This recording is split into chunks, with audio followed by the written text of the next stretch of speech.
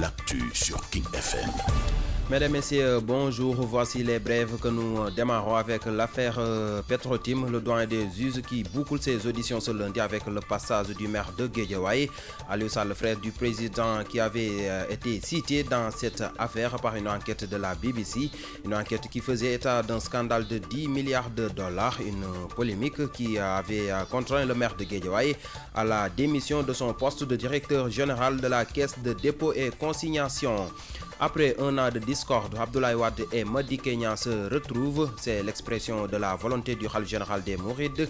Et au même moment, l'alliance And Suxali Sopi rejette la circulaire du PDS évoquant la démission d'Oumar Sarr. Les membres soupçonnent donc Karim Wade de vouloir diviser le parti. Appel à l'aide des pêcheurs de Thiaroye.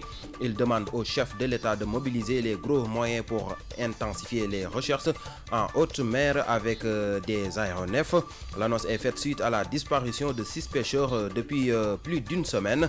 Les pêcheurs donc étaient en sitting ce dimanche. Sur l'international en Guinée-Bissau, le scrutin présidentiel s'est déroulé dans le calme, pas de problème majeur. L'heure est au dépouillement et les premières tendances sont attendues. Sport, Coupe du monde beach soccer.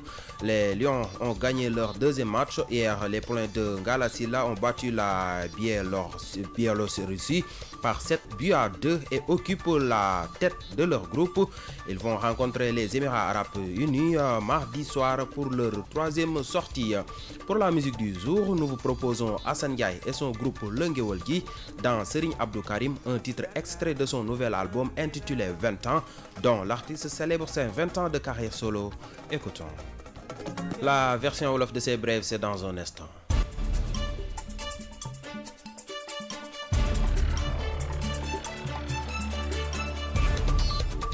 yéen a ngi déglu King FM ci 99.4.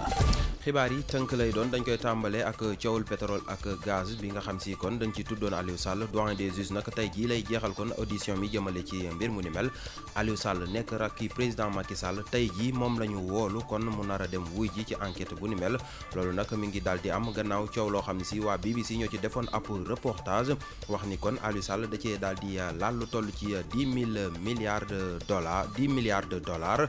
loolu nag taxoon ba kon maire Guédiawaye bi daal di tekki ndombal tànk kon poste directeur général de la caisse de dépôt et consignation bi mu yore woon mu mel ni kon defoon na at gannaaw bi président Abdoulaye Wade ak maître Madické Niang daal di nekke woon ci ay jafe-jafe waaye nag mujj nañu juboo loolu nag mi ngi nekk gannaaw ndigalu leen khalife général des Mourides jox booba fekk na kon ñiy duppee seen bopp alliance And Suxali Sopi ne kon li waa PDS génne ab communiqué ne kon Oumar Sarr dafa daal di génn ci boobule parti amul ba noppi tamit ñu daal di gis ni lépp Karim Wade moo nekk ci ginnaaw ngir daal di xaajale waa PDS ñu mel ni kon tamit waa ñi nga xam si ay nappkat lañ nekk fële ca Thiaroye ba tey kenn gisagu leen te nu réeroon juróom-benn la ñu toll loolu moo tax kon ba seen naataangooy doon amal démb toogaanu ñaxtu nee nañ kon njiitu réew mi ci boppam moo ci war a jukk wax daal di sax teg ay aéronef ay roppalaan yoo xam si dina dem ci biir géej gi seeti seen naataangoo yooyee xibaar yi ci déndu Afrique Guinée-Bissau démb lañ doon amal vote jëm ci élection présidentielle ya waaye nag lépp ci dal la amee amul benn coow boo xam si nemmeeku nañ ko fa